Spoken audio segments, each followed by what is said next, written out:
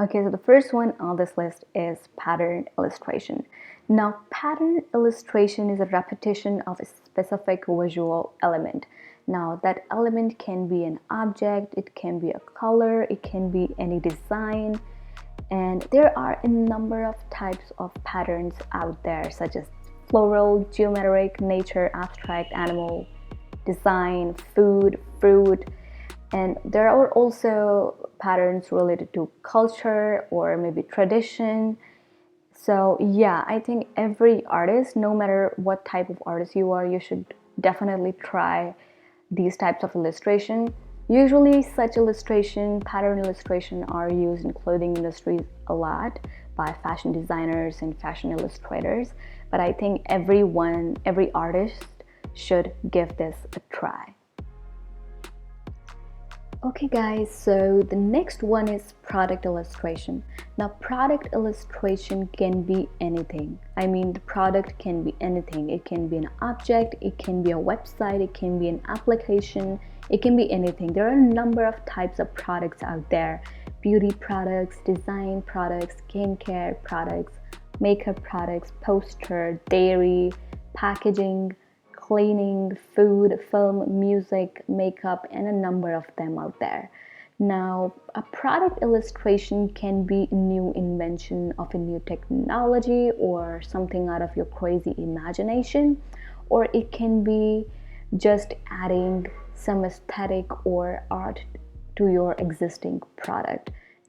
Okay, so the next step on this list is doodle art. Now, doodle art is something you do out of boredom when you have your pencil or pen in your hand and you just start sketching out of nowhere because you are bored. Now, doodles can have some meaning to them, or they may just be created or composed of random lines or abstract. Now, doodle art are considered to, relieve stress.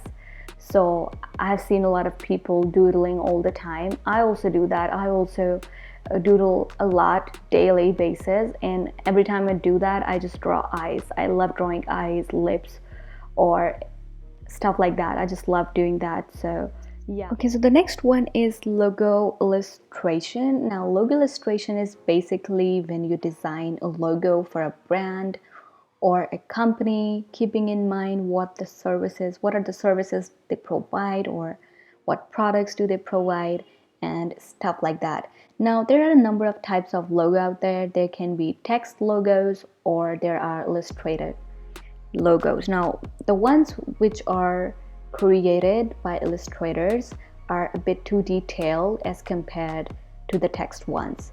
Now, the reason why I, chose this one to be in this list is because logo illustration actually forces you to think creatively. So what you want to do basically is just give yourself a word, or you can give yourself a brand out of nowhere, and then just try to design a logo which resonates with the company or the brand or the word that you have chosen. Now, that's a good practice to do. It really helps in improving the creativity, and also helps you think creatively. So yeah, I hope that helps.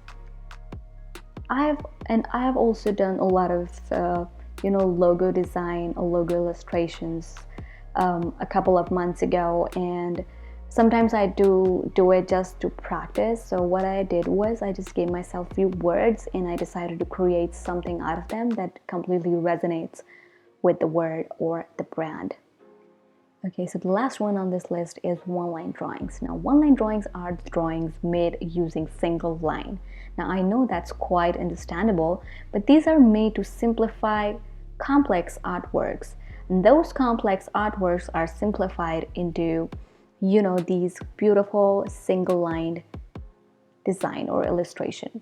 Now, these look quite easy to make, but these are not, trust me, because you have to draw everything using just a single line without any break.